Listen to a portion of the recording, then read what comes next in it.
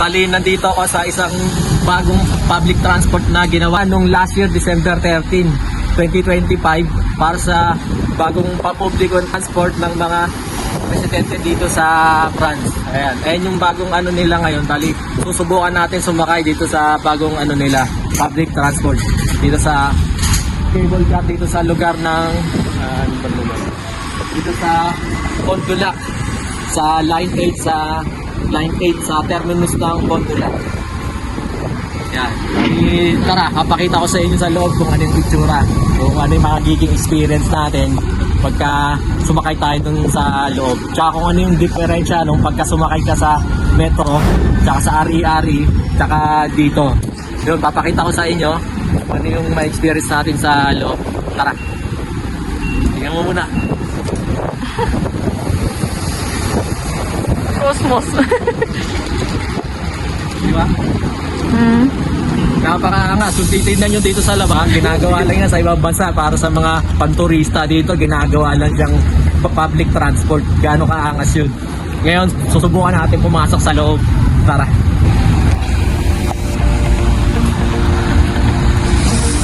Diba? Kailangan pa rin pala ng nabigo rito. Nabigo. Yun o. Gaano kaangas yan. Diba? Napakaangas.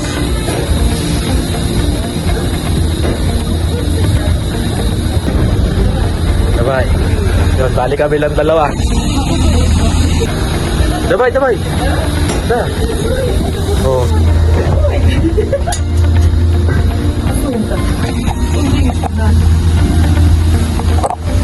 Yun, bali dalawa lang kami dito sa loob. Ayun, may sumama pang isa. Teka lang, sumama natin ng maayos. Ayan, bali ngayon namin ma-experience sumakay dito sa public transport nito na bago na ginawa dito sa France. Alright, pakita ko sa inyo. Kami kasama tayo. Diba? Gano'n kaangas yan, men. Timing, napakaganda ng...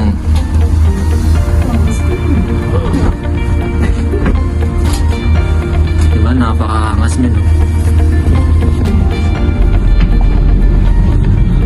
Gano'n kaangas yan.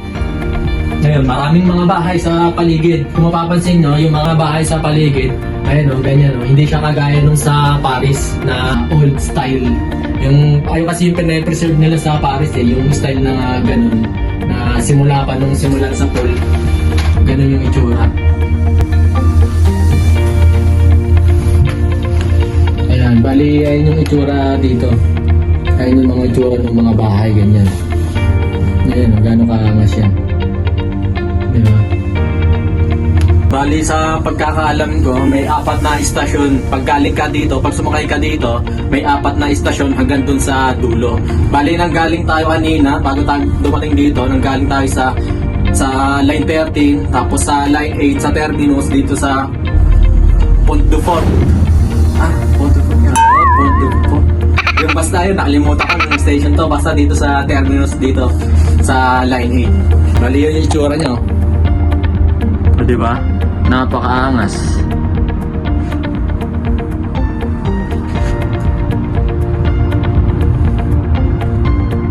Yeah.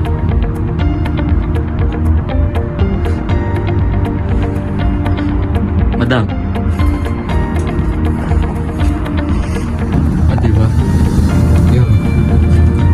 Bali yun, pagka dumadaan dun sa ano na yun, no? Pakita ko sa inyo ha. Ayun, yung parang yun, nakikita nyo yun. Pag dumadaan doon, parang umuuga yung ano, yung itong sinasakyan namin. Parang gumaganon siya, tumutunog. Pagdating doon sa ganun. Ay, may trivia nga pala ako kung bakit ganito yung ano, bakit ginawa dito. Hindi siya katulad nung typical na metro sa underground, tapos sa RERE. Bakit hindi ganun yung ginawa nila? Bakit ano, cable car? Kasi sa pagkakaalam ko, kaya nila ginawang ganito dahil yung lugar na to, ano, mataas. May konekta siya ng lawa eh. May lawa dito, yun, napapansin ko. Kaya yun yung pinaka nagiging ano niya, dahilan kung bakit hindi nila ginawang kagaya nung subway na ano, daanan, tapos o kaya yun sa metro, sa underground. Yun, ganun. Napakaganda ng ano ngayon, kagaya nung sa mga nakarang araw na makulimlim. Yun. Ngayon maganda yung panahon.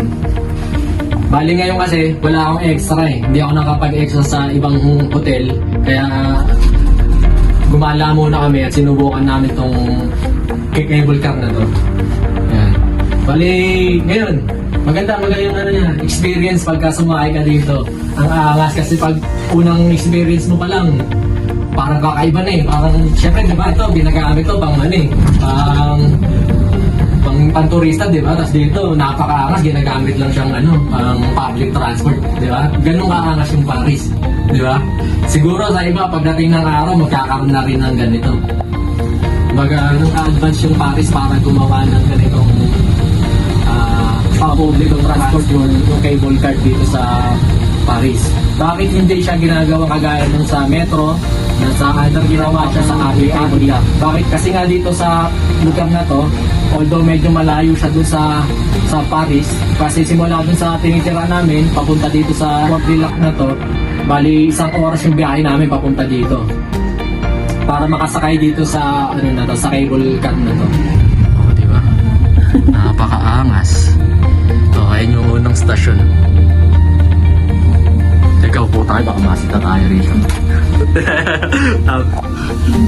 Upo tayo, baka masita tayo. Ayan. Chiteri, Chiteri Station. Medyo mahaba yung ano. Yun, bali yun nga. Nandito na tayo sa first station dito sa sinakyan nating bagong public transport dito sa France. Urban Cable Car. Yun, wala yun. Yun, ayun o.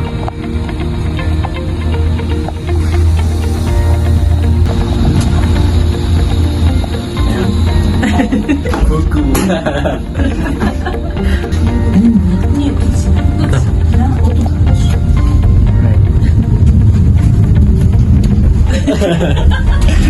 Nagalit. So, daw di boss. Nagalit si tao nung ano, nung nagbabantay na umupo daw ako, sinakita ako tumayo eh. Ay, bawal. Bawal tumayo. Pero tignan nyo, eh. Ayun o, ganyan yung tsura nyo, bago pa lang.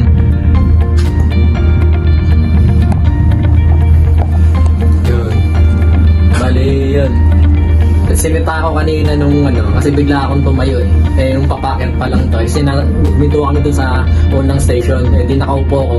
Kasi alam ko eh. Tapos nung medyo papataas na ulit kami. Tapos yun, ay nakita akong tumayo. Bigla akong sinita. Pag sinenyasan lang ako na bawal tumayo. Kaya dito, pagka sumakay ka dito, huwag kang tatayo, bawal.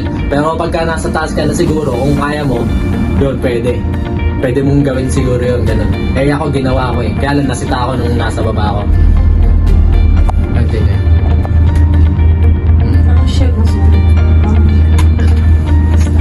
Malapit yung pangalawang istasyon, malapit lang. Hindi gaya nung unang station kanina, medyo malayo.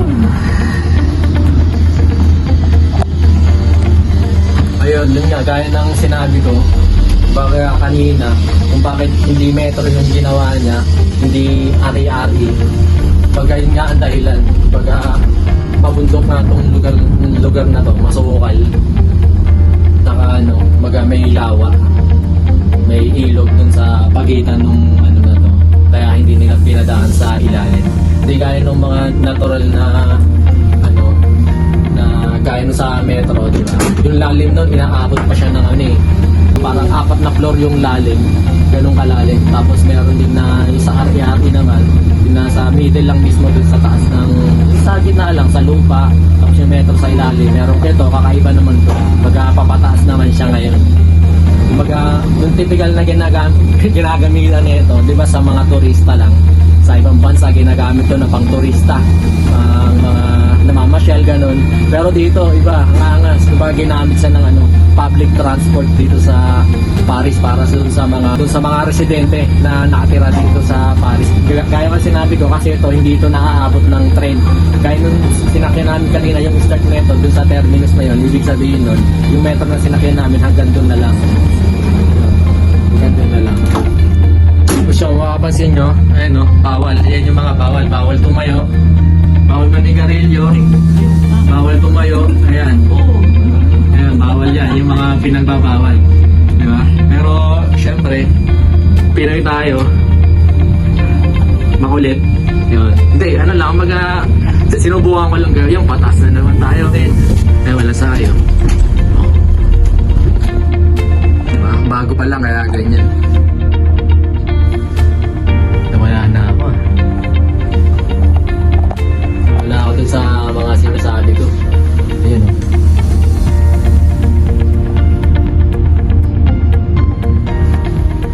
Ngayon na, patas na ulit tayo.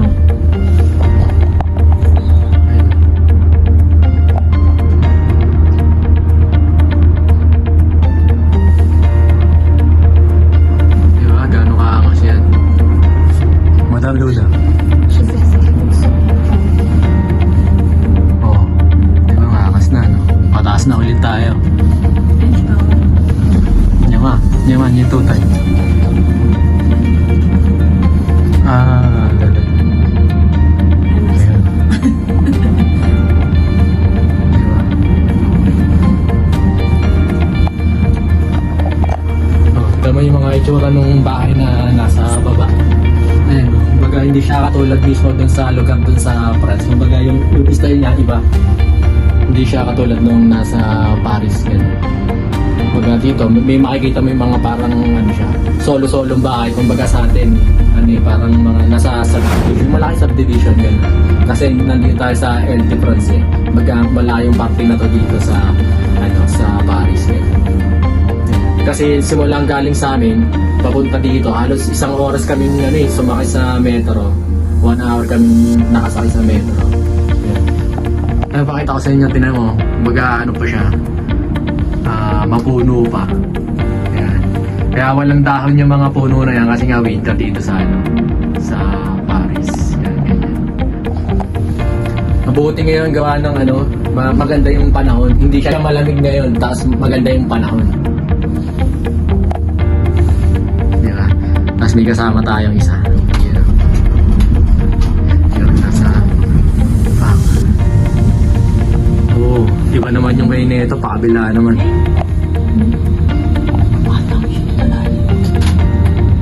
Yun.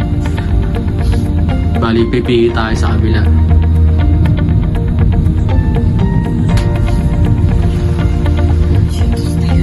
Sige, ayun. Gano'n ka ang masipin. Ayan, kung meron gusto. Ayan. Ayan, gaya nandito sa istasyon na to. Walang tao, di ba? Kasi hindi pa siya ganun karami yung mga tao na nakatira dito sa party na to. Kasi mapapansin mo, marami pang puno. Kumbaga hindi pa siya sibilisado kagaya nung nasa Paris. Kasi nga, mas malayo pa to eh. Kumbaga malayo to dun sa lugar na tinitira namin sa Paris. Kumbaga hindi pa siya sibilisado. Kumbaga pa siya, pang malayong lugar pa. Kaya siya ginamitan ng ganito, ng cable car na to. Kasi nga, hindi siya abot ng mga pang public transport na kagaya ng sa metro, ari-ari. Ang kaya lang dito, bus. Yun, kaya ganun ang inano nila. Ngayon dito sa para maabot ng mga tao na nakatira dito, ganyan ginawa nila. Yung cable car na yan.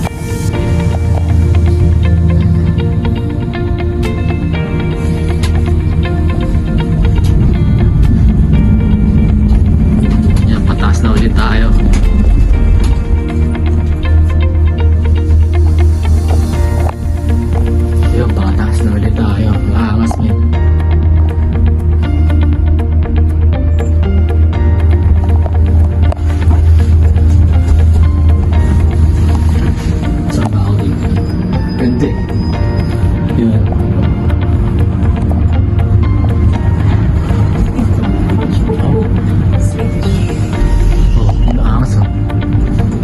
Dumadaan talaga doon, umaalog eh. Medyo mabilis na tayo, men. Umaangat doon, oh. Ganda, men. O, diba? Napakaangas. Ayan, pagdating dyan, aalog na naman tayo. Ayan yung mga hindi na naaabot ng ng metro. Yung lugar na to. Kaya, ganyan. Ang meron lang dyan yung mga may sarili kang sasakyan. Yan ang mga meron dito. May sarili kang kotse. Yan. bus lang umaabot dito. Pag pang private, meron kang dapat private na sasakyan. Yun. Malaking tulong to para sa mga residente na malapit dito. Ayan. Kaya ganyan yung inano nila. Mas kung mapapansin nyo, maraming mga kotse sa likod. Kasi kung wala silang pampubliko na sasakyan, kumbaga lahat private, kailangan meron kang kung dito ka titira, kasi medyo malayo na to sa kasi kung dito ka titira, kailangan meron kang sariling sasakyan. Yun. Kaya maigi din yung ginawa nila para tulong doon sa mga residente na nakatira dito banda, na maabot sila nung cable car na to na pampublikong transport. Yan o. Gano'n kaangas yan, men.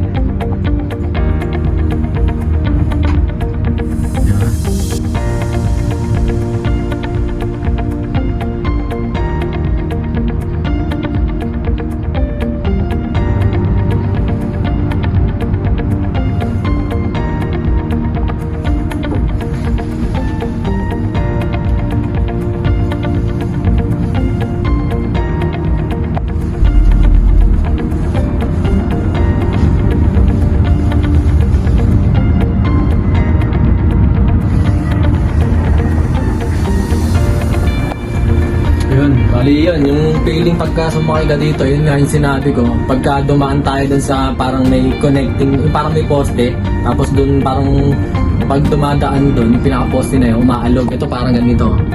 Ayan, pag dumaan dyan, pag dumaan sa ganun, umaalog yung ito. Ayan o. Ayan, pag dumaan dyan, medyo umaalog. Ayun o. Gumagano. Ayun. Pag dumadaan dun sa poste na yun, umaalog. Yun, maganda yung itsura niya. Parang nakaka-relax eh. Pwede kang rito eh. Para nag-tour dito sa lugar na to. Di ba? Para nag-tour sa lugar na to. Ganun siya kaganda. O diba? Napakaangas. Ngayon, nandito na tayo sa terminal. Ilang terminal na ba yan? Yun o.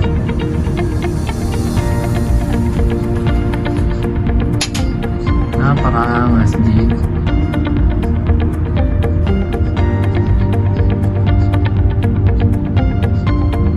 O yun, inaabot mo siya ng basa.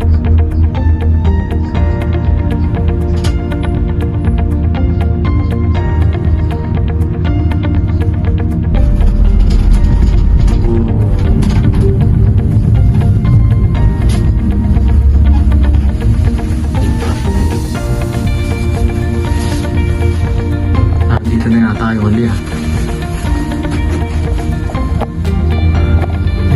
tayong huli. Pero iikot na tayo pabalik. Да, фиnis тут. Вони по кругу ходять. Да, Що, їде фініс назад тут. чи виходимо? Як? Нам же ж туди. Ha? А ми не можемо таки їхати, не тільки, йдемо туди і сюди. Dito yun. Ano yun? Dito na yung pinaka-terminus niya. Yan. Ito na. Mali, papalik na lang doon sa papabila. Ayan. Ha? Da, finish. Da. Yan. Alright. Tikay. Ayun, bali, nandito tayo sa pinaka-terminus nung huling stasyon nung sinakyan natin na cable car dito sa yan, dito sa Paris. Ayun yung itsura niya kung anong lugar dito. Ayan, kasama pala natin si Luda. Sisilipin natin kung ano yung itsura dito.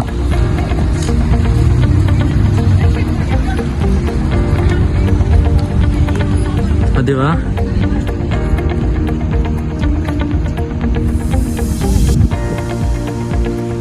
Ayan yung lugar. Kumbaga malawak pa siya. Kumbaga yung ayun, kumbaga yung lugar dito sa may likod ng pinakahuli ng ano niya. Diba? Tignan mo, napakalapad pa ng lupa. Kumbaga ano siya, ang ganda ng kulay green. Diba? Puro ano pa siya halaman. Tapos mapuno pa. Yung itsura niya, ang ganda. Hindi katulad tong pag nasa Paris ka, wala ka nang makikita ganito. Puro mga building talaga. Kaya itong lugar na to, medyo malayo ito dun sa Paris eh. Baga, isang oras nga yun eh. Baga, yung simula sa bahay namin, bumiyahe kami papunta doon sa terminal na, pinaka-unang terminal nito.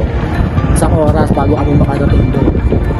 Diba? Tapos yung papunta dito, kasi nga, ito nga, yung sinasabi doon, hindi pa siya, baga, hindi siya nagagaanin ng public transport. Pag titira ka dito, kailangan meron kang sarili ng kotse. Sasakyan, at dumadaan lang dito, kasi lang meron dito. Ito yung ginawa nila. Sila bagong pampublikong transport na cable car. Lupit ang angas. Sa iba, ginagawa lang ito na parang pang turista, pang tour, pang ano, sa mga turista, ganun. So dito ginawa siyang pang publikong transport. Gaano kaangas yun? Napaka-okay. Doble lang siya. Kasi hinahakin yung book. Bali yun. Ayun lang, pinakita ko lang dito sa terminus niya. Sa Pont-du-Lac. Pont-du-Lac. Pont-du-Lac. Ay, bali yun. Sikay. Yun. Bali, hanggang dito na lang. Kung nagustuhan nyo itong video na to, baka pwedeng paki-like at subscribe na rin para pagsuporta sa mga susunod na video na gagawin ko pa. At salamat na rin sa pagtapos ng video na to dahil naniniwala ako na ang taong may pangarap hindi magpapaawat. Kaya hanggang sa susunod ulit. Salamat.